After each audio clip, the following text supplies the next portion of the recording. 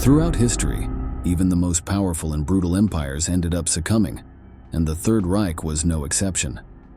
Throughout 1945, the military and political structure of Nazism fell apart in the face of the constant advance of Allied troops. Like rats on a sinking ship, even the most important figures chose to flee or propose armistices that went against Hitler's orders. One of the few men who remained steadfast alongside his leader was Joseph Goebbels, the infamous head of Nazi propaganda, and it was precisely because of that loyalty that he became the Führer's final successor. In this installment of military history, we want to review the brief period in which Hitler's right-hand man became Chancellor and principal leader of Germany. His leadership was short and over a dying realm. At that moment, the German territory was barely the corpse of an empire that was succumbing under its own weight. But beyond the fleetingness of his leadership, several shocking events occurred, many of them horrifying. Join us to learn about them. Before reviewing Joseph Goebbels' last days and his brief period as Chancellor, it is necessary to know his history and the role he played in the Third Reich. This expert orator was born in Rheidet on October 29, 1897, into a humble and hard-working family. The First World War triggered a spiritual and political crisis in him, which found an answer only in 1924, when he met Hitler and his emerging movement. Goebbels' primary tool was the word, which is why he became one of the speakers of Nazism, holding the position of Minister for Public Enlightenment and Propaganda of the Reich between 1933 and 1945. He had an innovative spirit, which led him to be attracted to relatively new media such as radio and cinema for propaganda purposes. The dissemination topics included anti-Semitism, confrontations with Christian congregations, and after the start of the Second World War, shaping German morale in wartime. From his position, he emerged as a very close collaborator of Adolf Hitler, being the architect of much of the philosophy and aesthetics of Nazism. Let's listen to one of his powerful speeches, with which he sought to foster popular hatred against a supposed Jewish conspiracy.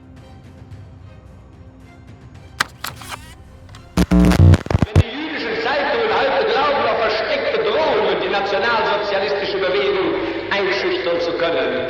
Sie sollen sich hüten.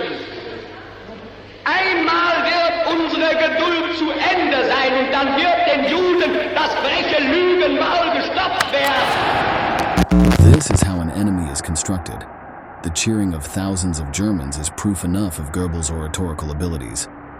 His relevance was such that in 1943, it was he who pressured the Führer to introduce measures aimed at total war, such as the closure of non-essential businesses for the war effort. He also promoted the recruitment of women into the workforce and of men with physical difficulties. On July 23, 1944, Hitler appointed him plenipotentiary for total war, so Goebbels undertook measures, mostly unsuccessful, to increase the number of people available for the armed forces and the production of weapons. His efforts were futile. From the middle of that year, the conflict was rapidly heading towards an absolute failure of the Germans, and it is at that point that we begin our account of his period as leader of the Reich. In the last months of the war, Goebbels' speeches and publications took on an increasingly fatalistic and apocalyptic tone. He called on citizens to bravely endure the battle for greatness, but he knew that the outcome was inevitable. In early 1945, with the Red Army crossing the Oder River and the rest of the Allied powers preparing to cross the Rhine, it could no longer be hidden that defeat was inevitable. Berlin had few fortifications, artillery pieces, as almost everything had been sent to the war front. The tone of this man's words was not a minor detail. He was the principal person in charge of communication and propaganda, so he had a decisive effect on the population's morale. On January 21st of that year, Goebbels wrote in his diary that millions of Germans were fleeing westward. In that context, he tried to discuss with Hitler the proposal to negotiate peace with the Western powers, but the Führer once again rejected that idea. This put Goebbels in an uncomfortable position, He knew that if he continued to insist, he would anger his leader, and he did not want to lose the trust of the man he admired.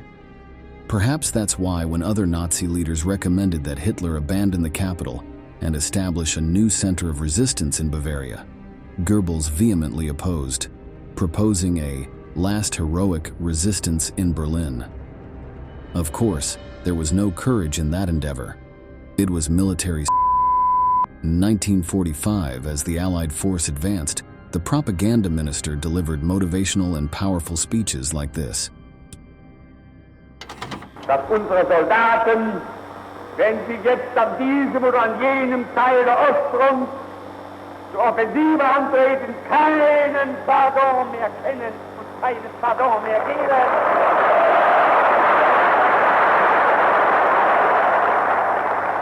Jene Divisionen, die jetzt schon zu kleinen Offensiven angetreten sind und in den nächsten Wochen und Monaten zu Großoffensiven antreten werden.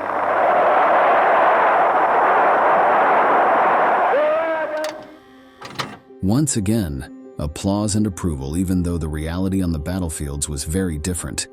A similar hell unfolded in the minister's private life. On the night of January 27, 1945, Joseph Goebbels and his wife Magda had a long and heated discussion about a morbid topic: their and the fate of their children. This drastic decision was nothing new. Goebbels had already mentioned his intentions to commit in June 1943. For example, in an editorial in October 1944, he wrote, "For a person, nothing would be easier than bidding farewell to this world," indicating a predisposition to depression.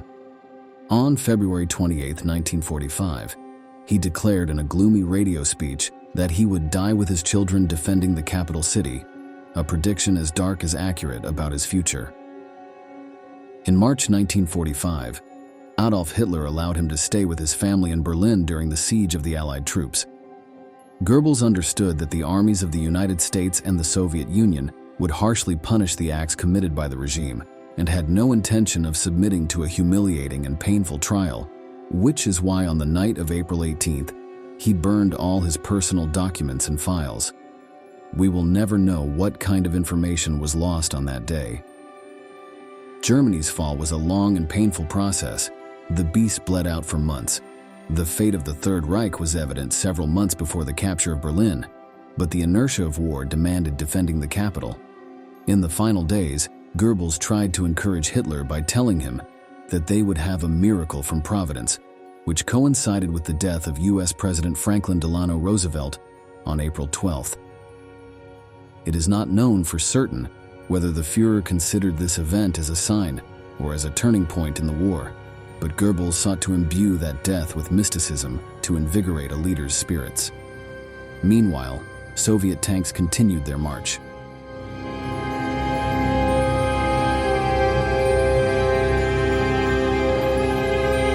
The chaos of the final days gave Goebbels the opportunity he had long awaited since joining Nazism, to be with Hitler as his advisor and right-hand man.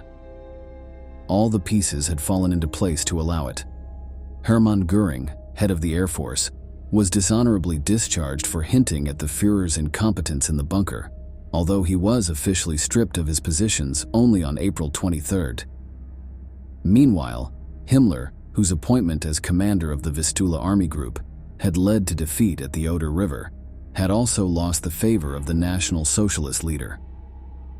In that context, Goebbels found space to quietly position himself as the second most powerful man in all of Germany.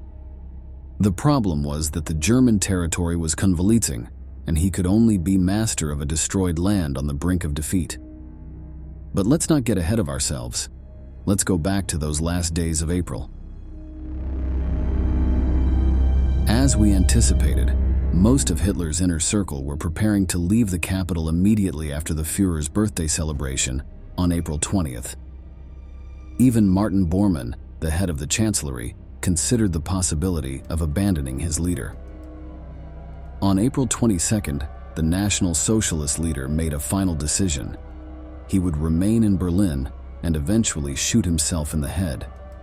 Simultaneously, Goebbels' family moved to the Vorbunker, which was connected to the Führer's bunker beneath the Reich Chancellery Garden, a front-row seat to witness the disaster. The following day, Goebbels made a public announcement urging Berliners to defend themselves during the impending Soviet attacks.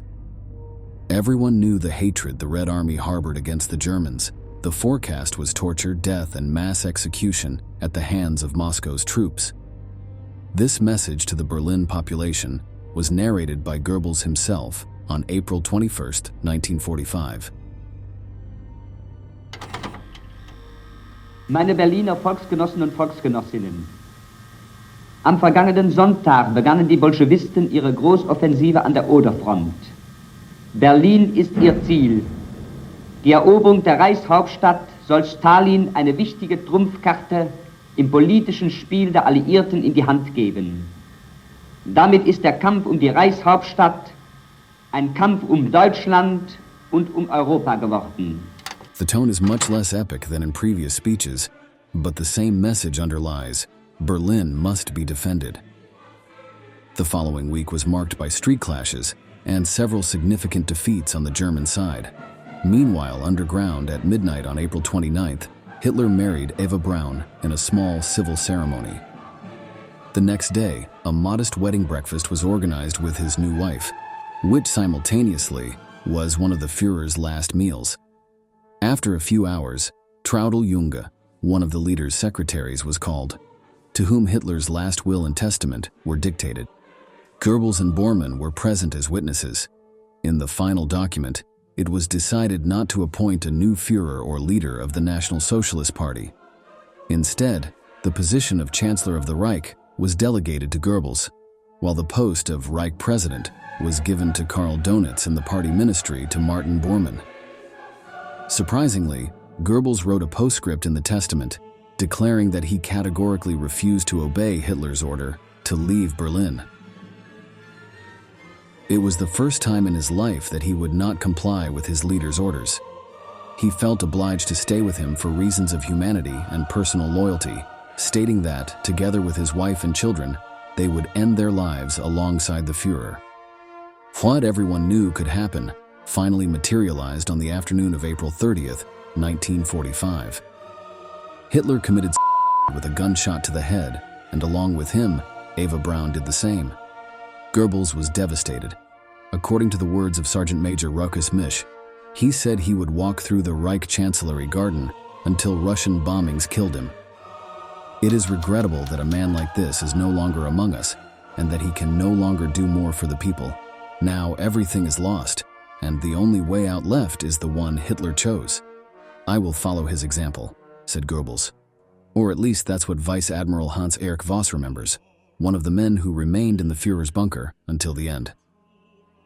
Following that period of mourning, Goebbels and Bormann, with the consent of other officers present in the bunker, decided to send General Hans Krebs, who could speak Russian, to negotiate an armistice with the Soviets. The attempt to reach an agreement with the Soviet Union was the first measure of Goebbels' brief but intense period as Germany's regent. Around 4 p.m., Krebs and Colonel Theodor von Duving arrived at the Soviet headquarters under a white flag to meet with the commander of the 8th Guards Army, Vasily Chuikov. They were instructed to deliver a letter signed by Bormann and Goebbels informing about Hitler's death and requesting a truce. However, Chuikov was not willing to accept the terms of the letter or negotiate with the German envoys, as he had clear orders from Stalin to demand the unconditional surrender of the Germans. Since he did not have authorization to surrender, Krebs returned to the bunker. Upon hearing the news, Goebbels, depressed and tired, determined that further efforts would be futile.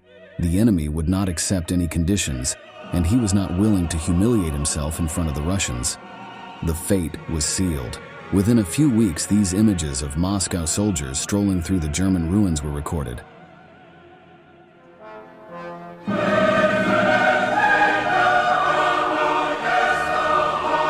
The next major measure of Goebbels' brief government occurred on the morning of May 1st, when he and Bormann sent radio messages to Donitz informing about Hitler's death. Tell Donitz that we are not only capable of living and fighting, but also of dying, Goebbels told Hans Bauer, the late Führer's personal pilot. In his testimony, Hans-Erich Voss recounted in great detail what happened when he left the bunker. As I said goodbye, I asked Goebbels to join us, but he replied, "A captain never abandons his ship when it sinks. I have thought about everything and decided to stay here. I have nowhere to go because with small children, I won't be able to escape, especially with a leg like mine." This last phrase refers to a motor disability of the Chancellor. One of his limbs was shorter than the other and prevented him from moving quickly. On the night of May 1st, the end of the former propaganda minister's government occurred. It all began with a secret call to the SS dentist, but not for medical purposes. Rather, quite the opposite. Goebbels asked Dr. Helmut Kunz to inject morphine into his 6 children, a decision he had made long ago with his wife. The plan was as macabre as it was simple. Once the children were unconscious, a cyanide ampoule would be crushed in each of their mouths. According to Kunz's testimony, he only injected the sedative into the children, and it was their parents who administered the vials with the poison. The coldness and fanaticism that characterized him throughout his career reached a peak that night when he killed his own descendants. Around 8:30 p.m. that same day, Goebbels and his wife left the bunker and walked towards the Chancellery Garden. It was a place they had walked hundreds of times, but this would be the last occasion, as their fate was also death. The couple committed, but unlike what they did with the children, they opted for a firearm to end their lives. Loyalty to the Führer reached such an extent that they even followed his footsteps in choosing a method to end their lives. With the Chancellor dead, the Allies smiled upon the ruins of their enemy.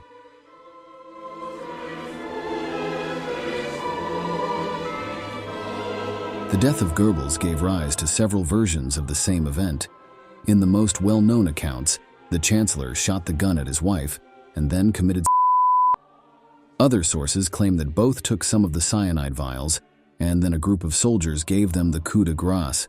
In 1948, Gunther Schwagermann, assistant to the last Nazi chancellor, testified that the couple was walking in front of him on the stairs of the Chancellery. Gunther stopped halfway and waited to hear the shots. He went up, and there he saw the lifeless bodies of the couple. According to this testimony, an SS soldier unloaded his weapon into Goebbels' corpse to finish him off. Then, they tried to cremate the remains with gasoline, but they did not burn since there was not enough flammable liquid to consume the whole body. Finally, the last version corresponds to the mechanic Johannes Henschel, who recounted that the suicide occurred in the marital bedroom in the early hours of May 2nd. Regardless of which account we choose to believe, the fact is that Hitler's right-hand man followed the Führer's footsteps and took his life in the face of imminent defeat. Thus ended Goebbels' brief period as Chancellor of Germany.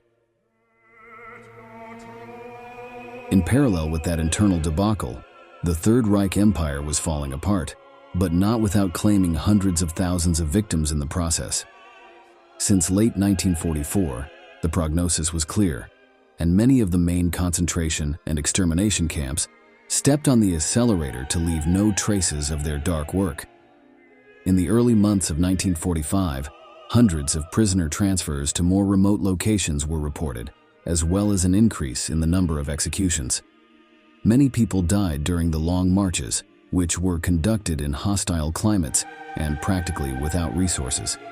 For the Guards, the mission meant delaying their retreat to the west, which increased the desire to get rid of the prisoners as soon as possible to escape the Soviet advance. It is always interesting to review those last months of agony, during which the Nazi leaders remained hidden or negotiating escape routes to distant destinations. It is in those moments of crisis and imminent defeat where one can glimpse who took Nazism simply as a path to political power, and who were true fanatics who saw Hitler as a leader. Knowing his history and his morbid end, we can affirm that Goebbels belonged to this second group, so much so that he was willing to end his life and that of his children in order to follow in the footsteps of the Führer. This way we reach the end of the video, If you like this type of content, we invite you to subscribe and activate notifications to stay informed of all the news. Without further ado, we bid you farewell until the next installment of Military History. Thank you for joining us.